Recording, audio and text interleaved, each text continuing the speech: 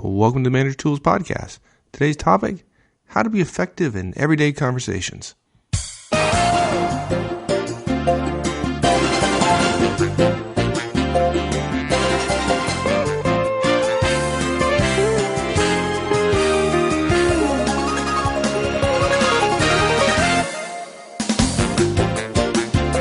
Hi, this is Mike, and welcome back to Manager Tools.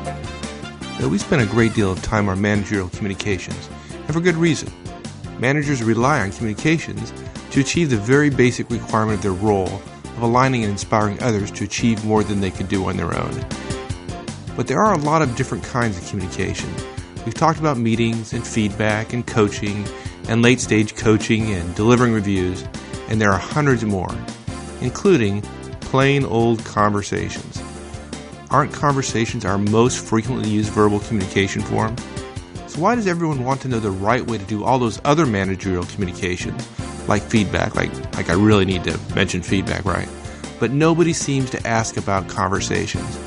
Well, in today's cast, we'll share the most valuable conversational communication tool you'll ever learn, or at least those that your mom didn't teach you. Now, one point before we go on, though. There are probably a couple of folks, one or two, who will feel an almost overwhelming desire to give Mark and me some feedback, reference our lack of following our own principles during this quote-unquote conversation. Folks, this is an informational interview, and as such, it's a little bit different than the conversations we're discussing in this podcast. Just thought I'd mention that. My inbox is challenging enough, and I don't need any more. Thank you. So, with that email-killing bit of information, here we go.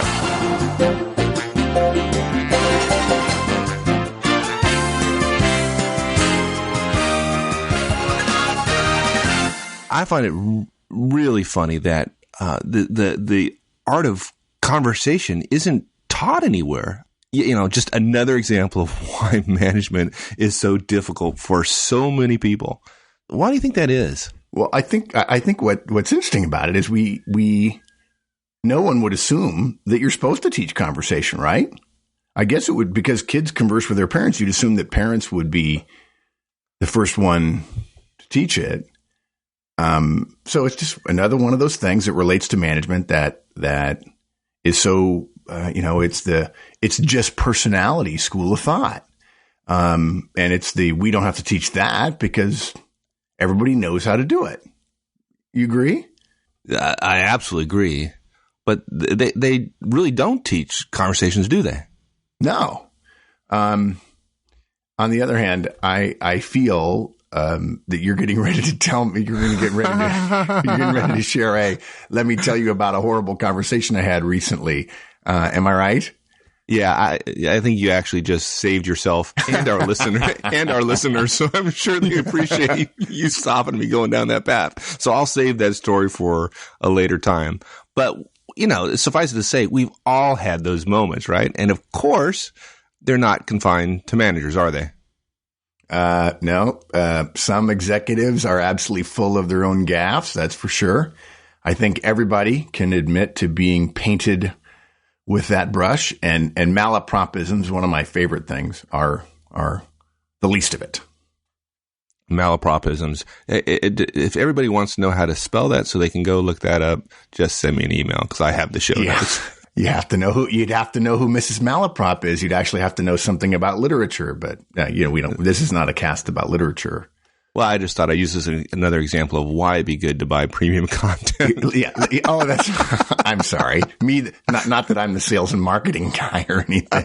Yeah, what's funny about that is I was going to do a shout out to our British listeners, because I'm sure our British listeners know what a malapropism is, or at least a higher percentage of them know, separate from the fact that I'm sure they do a better job of teaching English literature or English writing and in English and British schools. But, yeah, they probably have a higher percentage of people who know what a malapropism than Americans, or for that matter, the rest of our international listeners.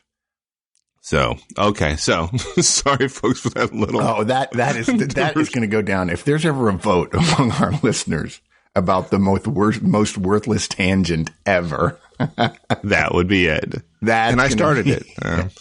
Great. Anyway, super. Sorry. Thanks for pointing that out. Okay, so I'm trying to transition back to the show. I'm sorry. The whole thanks. Really appreciate that. Yeah, just stop laughing at me for 1 second. Go ahead. So we agree it's not taught, but the point is we do this all the time, right? Every day we're in conversations, and every day, a lot of us, to include myself, we're messing it up. So the great thing about this is it's one of those areas where you don't have to be great. You don't have to be a Mark Horstman when it comes to conversations. You just have to be a little better than everyone else. That is both a great point, and now I'm a marked man. Every conversation I ever have with a listener for the rest of time, if I ever have a malapropism or a gaffe or anything ever, they're going to say, gee, I thought you were a good conversationalist. Yeah, but at least you weren't responsible for the greatest diversion we ever took on a podcast. Yeah, that's right. No, that wasn't me. That was someone else entirely. But yeah, you make a very good point. When everyone else is really bad at it, and it's one of those hidden things that people don't think about or just assume that it's you take for granted. If there is no attention being paid widely, the key approach is to not try to be great at it. It's just to be 1% better than everybody else. And that's not that hard to do. Yeah, but I'm a little worried though, because could be a very long cast. It's a pretty big topic. Yeah, I think you're right, and that's why we're only tackling one tool in the manager's toolbox around conversations on this cast. I do think we could do a whole series on this, and it may be one of those series that other people that wouldn't necessarily be thinking of themselves as managers would come and want, and that'd be great. But for this cast, we're focusing on managers, and we're focusing on the day-to-day communications, the most frequent thing you do, which is conversation. And I really think that after this cast, everybody who applies this manager tool will immediately be more effective in conversations. That is a bold statement. Yep. But we know it's true. Right? So let's get started. How are we going to deliver this powerful tool we're talking about? You'd probably think for the most powerful conversational tool, the most powerful manager tool when it comes to conversation, we wouldn't have 5 bullet points or 3.2 steps. We just have the 1 point. But hey, you think? Yeah, this is manager tools. Managers always have more than one bullet on their slide. And what are those bullets? We're going to be pretty simple. We have an introductory point and then our main point. So it's really only 2 bullets, only one of which is the big one. And they are. We're going to start. I want to do a brief introduction and then start with an important point that I think a lot of people miss, that in fact I missed until I spent over a year in sales, which is all communication is persuasion. And it's it's a sort of a background point, and we don't want to belabor it, but I think it's important for people to understand this. And then the second one, the powerful tool is when it comes to communication, if you want to immediately be better, learn this simple rule, which is start with a statement and end with a question. This is a simple cast. No two ways about it. But powerful usually is simple. So start us off on persuasion. Okay. I spend a lot of time with client managers and executives working on this when they're struggling, bringing a team together, gaining consensus, working across boundaries, all those things that in the last 10 or 15 years, the management literature has talked about as being important, and you have to be open, you have to be diverse and all that kind of stuff. And persuasion has gained a lot of credibility, a lot of traction, quite frankly, I perceive in the last 20 years or so.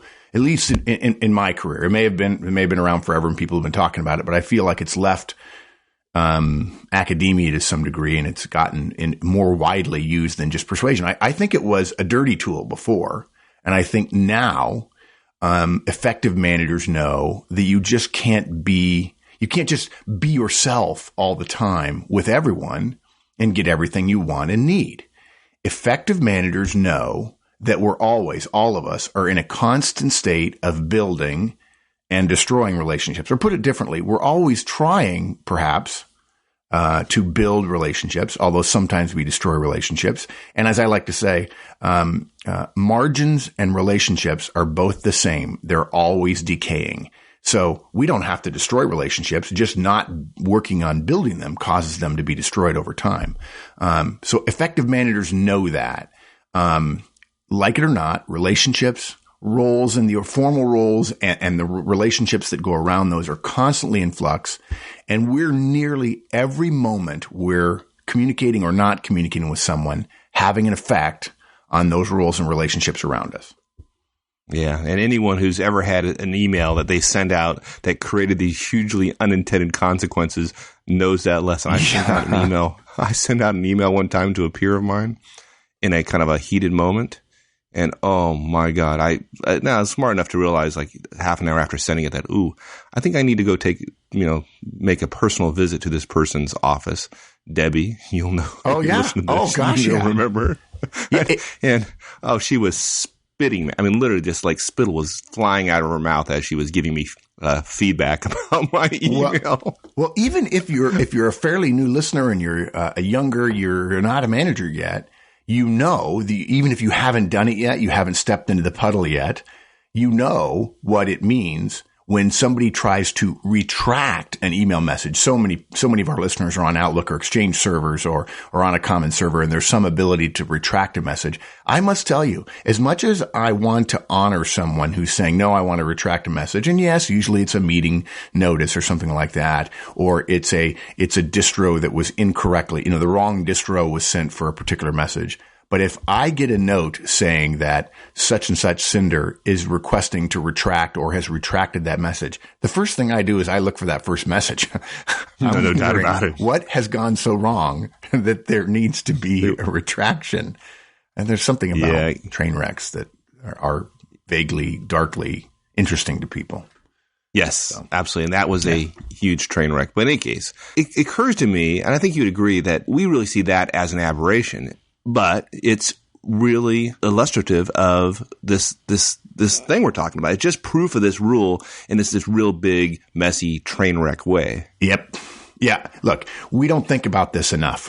We don't think about roles and relationships and communication and conversation and persuasion, the constant state of flux you're in, the dynamic ordering of people based on any given moment and what they're doing and so on. We don't think about it enough. Really good executives that I work with have mastered this. They know what other people want and they communicate in ways that make sense to the other person. Not to necessarily that make sense to them, but to the other person. Now, I will say, I want to make a little caveat there. I find that to be true among executives.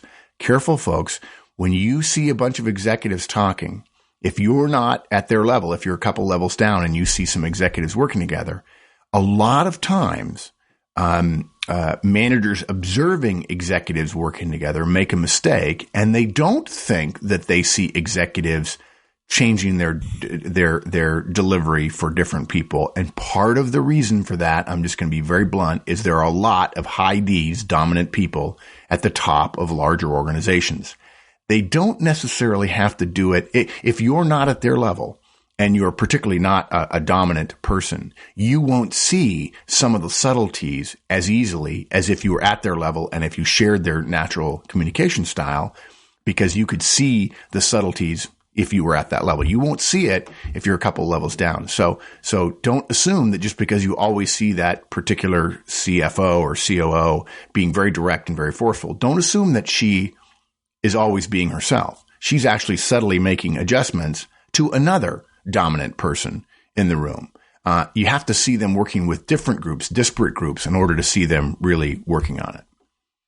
Yeah. Well, you mentioned D, which of course is part which is part of DISC, and that's why we like it so much. I mean, paying attention to others is necessary for success, but most folks don't have a way to do it. And DISC is great for that. Yeah. Look, let me make this as simple as I can. You talked about powerful and simple. You were totally right. We all have ideas in our heads, right? Talking and communicating. Well, I suppose there are some people who have not an idea in their head at all. They're probably blissfully happy. But look, communicating, the only reason to talk, the only reason to do that is to achieve the goal of getting what's in your head into my head. Okay? The only reason for you to say your idea out loud is because you don't think I have that idea in my head right now, and you want me to have it in my head right now. And part of the problem here when it comes to persuasion, and let's go back. I just want to remind everybody, the introductory point is all communication is persuasion. Okay. Part of the problem is that I have other ideas in my head, right? I got my own head going on, and you've got your ideas in your head. And too many people just assume that when you're talking, the other person's mind just suddenly becomes completely empty, except for the masterful, lovely, beautiful syllables that roll off the tip of your tongue. But the part of the problem is I have other ideas in my head, to say nothing of the fact that some of those ideas might be in direct conflict with the idea you're verbalizing at me. And in fact, I think that's a lot more likely than most people realize, because if there is not any chance of conflict at all, you probably wouldn't be saying your idea out loud. You would assume that I get it. And look, whenever I go back to the roots of communication and persuasion, I always share this to remind people. And I've actually done this with some of my executives, and some of them look at me funny. There's a great Zen koan, and it goes like this. A Japanese master received a university professor who came to inquire about Zen, the way of Zen. And the master served tea. He poured his visitor's cup full, and then he kept on pouring. The professor sits there and watches the overflow until he just can't constrain himself, and he says, "It's overfull. No more will go in." And the master said, "Like this cup, you're full of your own opinions and speculations. How can I show you Zen unless you first empty your own cup?" Yeah, we are so full of our own thoughts that it's hard to communicate. Yeah, exactly. And particularly, you know what you just said, it's hard to communicate because the communication is what the listener does, right? Yeah, exactly. So when Mike is full of his thoughts, it's hard for Mike to communicate because he can't listen to me. Well, it's even worse because then we start multitasking, and then we add these bad writing skills in email and differing power levels. Yeah. It's really amazing. We're just not tribes all at war over our common languages. Yeah. And look, okay, the key point here is that if you're communicating, you're trying to get your thought into my head. I am not going to let your thought take root in my head unless somehow you show its value to me. Sure, you can do that by your role. Sometimes the fact that you have a role that's a level or 2 or 3 or 4 above mine, it happens naturally. There's a form of essentially organizational role power and threat there. But unfortunately, all too often for adults, that then affects your message. If the only thing that gets your message into my head is your role power, that's your persuasive tool, your message is definitely affected. And I would argue in many cases, not for the positive when that happens. If you really want to truly communicate with people, to not browbeat, to not just give orders, you've got to verbally persuade. You've got to set aside your role power, particularly true for working with your directs, with whom you're in conversation all day. And how do we know that? Because everybody's always telling us, "Oh, I don't need to do one-on-ones. I talk to my people all the time." Right. But if you'd want to do something other than just give orders, you're in the business of persuading, because all communication is persuading. Okay, so why is that important for the power tool we're going to talk about today? Because conflict is something that destroys the chance for persuasion, and our tool is one that is designed to reduce conflict, or if we think of Zen, we would say increase harmony. Most conversations, if you watch one, are filled with moments of conflict. They're filled with them. Moments where people interrupt. Every interruption, by the way, folks, I don't care how high a D you are, you have essentially introduced conflict. You have reduced harmony. You've taken if there's a bowl of water in between two people it's filled with the water represents harmony. Every time you interrupt, you just splash some of that water on the floor. We've all felt it, even when someone doesn't understand. Just lack of understanding. Or if the speaker inadvertently goes off track, that is a type of conflict. And they're not helping me get where I was going in the conversation. We've got to pay attention to harmony. It makes sense. Right. Or the reduction of conflict in order to increase our chances of persuasion. That's what you're really saying. Yeah.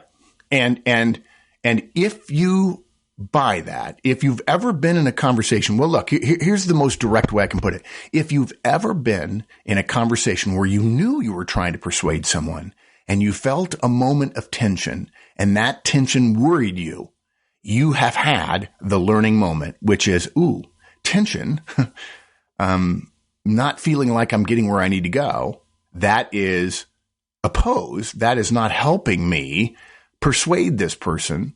If you then put that together with the concept that all communication is persuasion because of what's in my head and so on, then you realize I've got to have a tool which increases harmony and even if I make other mistakes, it reduces the conflict in the conversations that I'm having.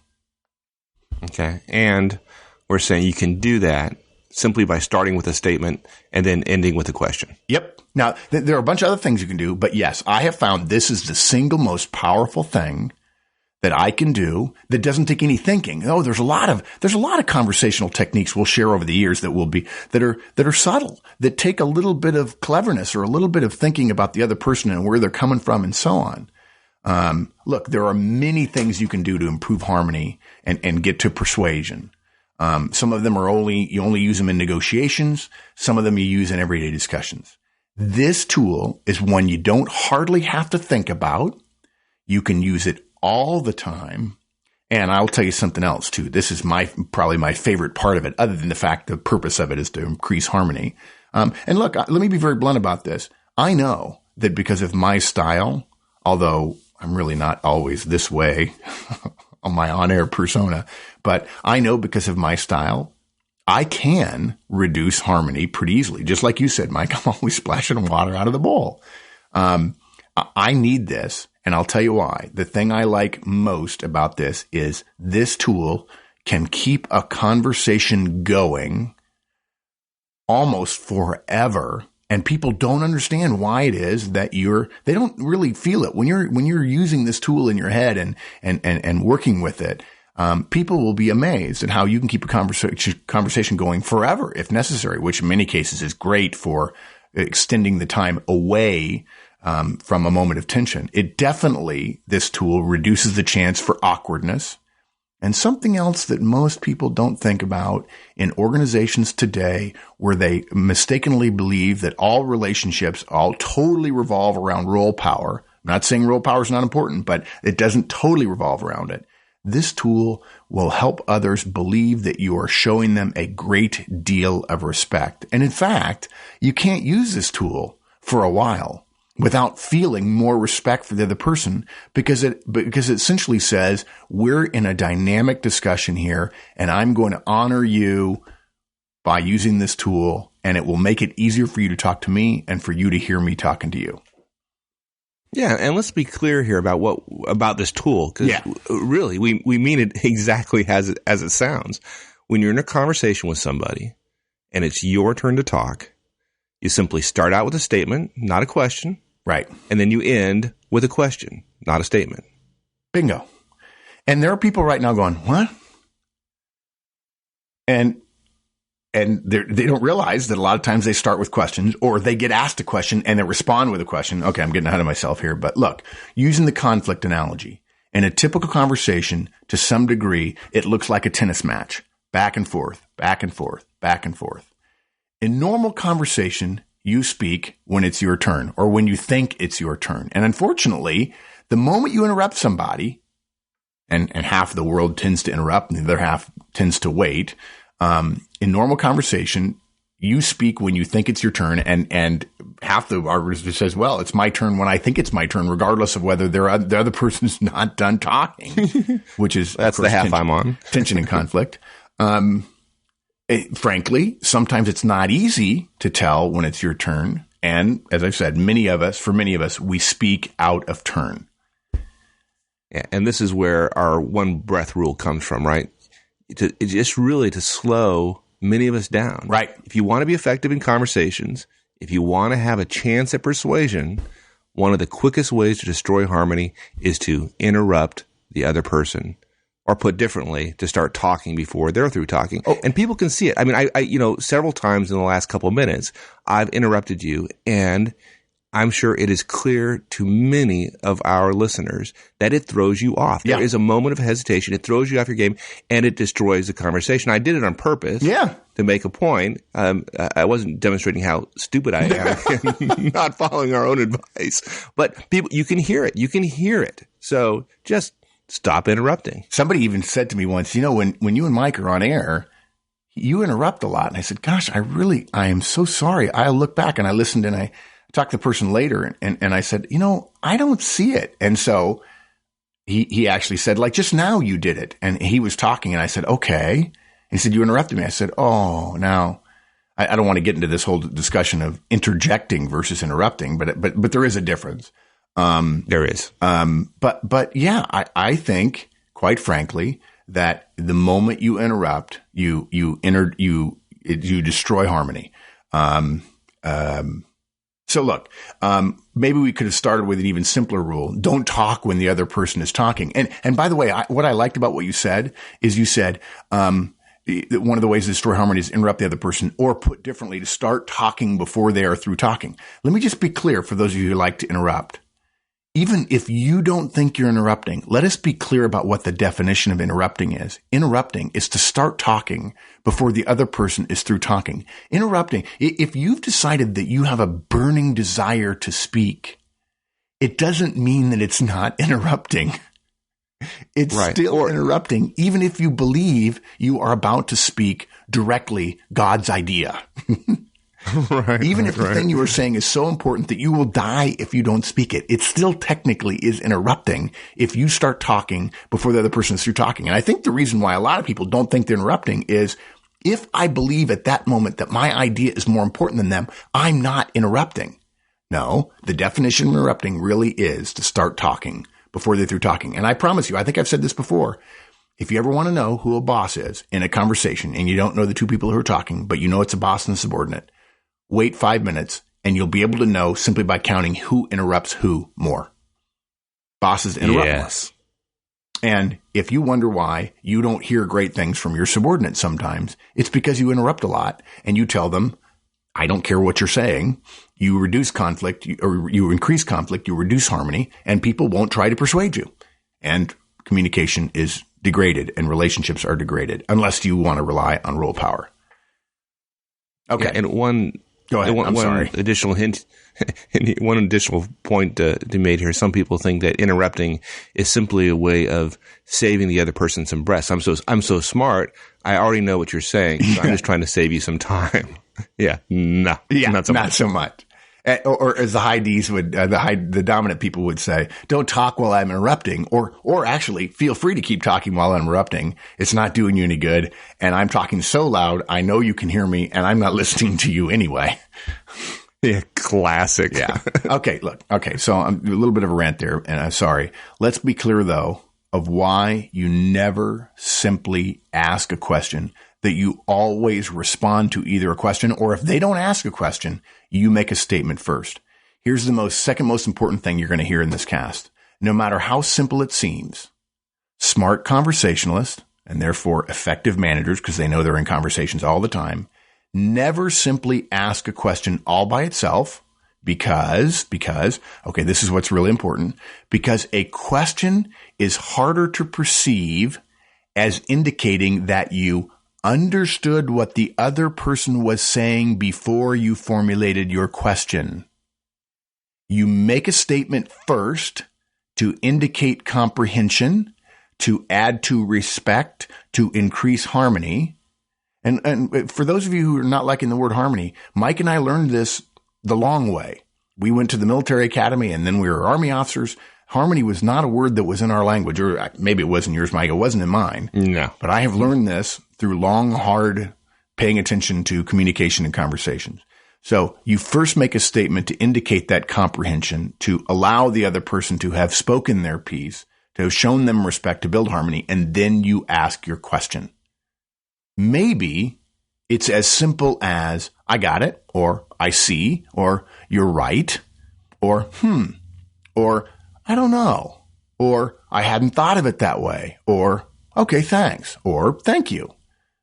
But you must first catch their comments. And those phrases I just strung together, I've got it. I see. You're right. I don't know. I hadn't thought of it that way. Thank you. Gee, thanks. Let me think about that. Those are all easy statements to put in front of that burning desire to ask your question after you've been asked a question. And by the way, if you're in an interview and you get asked a question and you respond with a question, you're on shaky ground often. The point here is you must first, to increase the chance of harmony and reduce conflict, you must first catch their comments. You must first acknowledge their effort at persuading you.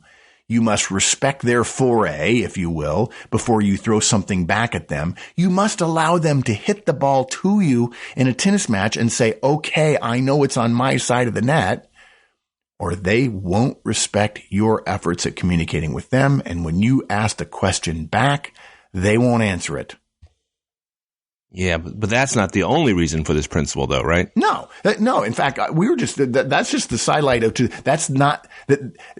that's just why we applied this to simply asking a question. That's why we say you make a statement first. Okay. That's why you say something first, even when it seems to you that a question itself would be okay. This is particularly true for you conscientious high C engineers, accountants. Somebody asked you a question, and a way to prove your intelligence and to show incisive knowledge that goes deeper than their vague, big picture, sort of lumpy, sloppy question. You go, I'm going to ask a tighter, more direct question. And you essentially, in showing yourself to be smarter, because maybe your question is way smarter, you also destroy harmony and increase conflict. But there is another point to make here as well. And that is, as I've said, never answer a question with a question. That feels confrontational just saying it. Yeah, exactly. Okay. So now the other side of the tool, we don't start with a question. Okay. The first part is we accept what the other person said, right? I've talked before about the medicine ball. We're going to do a cast on the medicine ball. I'm sure there are thousands of people right now going, what is he talking about, a medicine ball? I thought we were talking about a tennis match, but medicine ball is powerful. The first part is you've got to catch the medicine ball, and that means you make a statement. You allow there to be space before you start talking about what you want to talk about. In fact, let me just be clear. The statement you make should be specifically and directly about what they said versus what you want to say.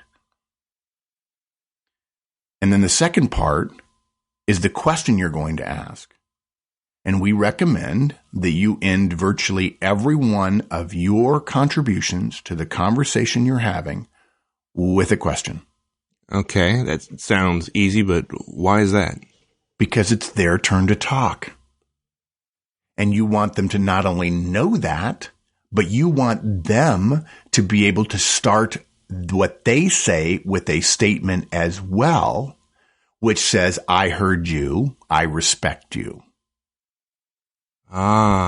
Okay. So this definitely feels like there's a lot of emphasis put on making it easier for the other person. That's exactly right. Look, in fact, somebody told me once, Mark, you know that you're the tool about start with a statement, end with a question is really you're cheating me out of the middle part. And folks, that's a later cast. Trust me, we don't have time for that today. The starting with a statement, end with a question are the bookends to the stuff you really want to say. The statement in the beginning is about accepting what they said, the other person said, and the question turns the ball back over to them. We're not even talking about what you really want to say, which, by the way, is what you're thinking about while the other person is talking. Start with a statement, end with a question doesn't mean that you have to boil everything down to one statement and one question. It simply says, to make the conversation go smoothly, accept what they say, and then tell them it's their turn to talk at the end. The middle part is what you are already good at talking about, and it's okay. Do whatever you normally do in a conversation, whatever you normally would say, include that in between your initial statement and the question you're going to end with and give it back to them. And you're going to be in great shape. Great conversationalists spend a lot of energy making the conversation easy for the other person. This is a function of accepting and then releasing. It is a way of moving towards harmony and increases the chances of you getting your point across, which is what you insert between the initial statement and the ending question. Yeah, I get it. You know what this is? This is just a form of politeness. Yep. We were just talking about a simple rule that you can follow to reduce the chances of getting in your own way, of dominating the conversation or interrupting or stepping on your own goals. Really, you honor the other person when you start with a statement, and then you make it easy for them by asking and ending with a question. I think that may be the best summing up we could have done. Let's add one thing. Please try this out. Take a few minutes to think about this technique, statement, and then ending with a question, and use it in your normal conversations. See what happens when you accept what the other person says first. You give a breath, if you will. You essentially say, I heard you. And then you say what you really wanted to say. And then you turn it back over to them with a question, which could be, how do you feel about that? Or what do you think? Or don't you agree? Or have you thought of it that way before? And see how much more easily things tend to occur. Yeah. Cool. Sounds like it's time to sum up. Yep. All communication is persuasion. And the most powerful communication tool when it comes to conversations that we know of is regardless of what you want to say, put that in between the bookends of starting with a statement and ending with a question. Excellent. All right. Thanks, my friend. My pleasure, sir. All righty. We'll see you later. See ya. Thanks, everyone. Hope you found that useful. Before I go, though, one quick note. We had promised a number of folks that we would leave the early premium content bonus up for a few days to help resolve some cash flow issues that people are having. So, if you haven't had a chance to sign up and get the special interviewing series, regularly $150 value, free with your paid annual premium membership, you'll have a few more days to sign up and get the special offer. We'll leave it up at least a week, but no longer than 2 weeks, so don't delay too much. If you don't know about the premium content, include show notes and slides, and there's more information on the website, www.manager-tools.com. So, if you haven't already, please check it out. All right, with that, until next week then, thanks everyone, and we'll see you later.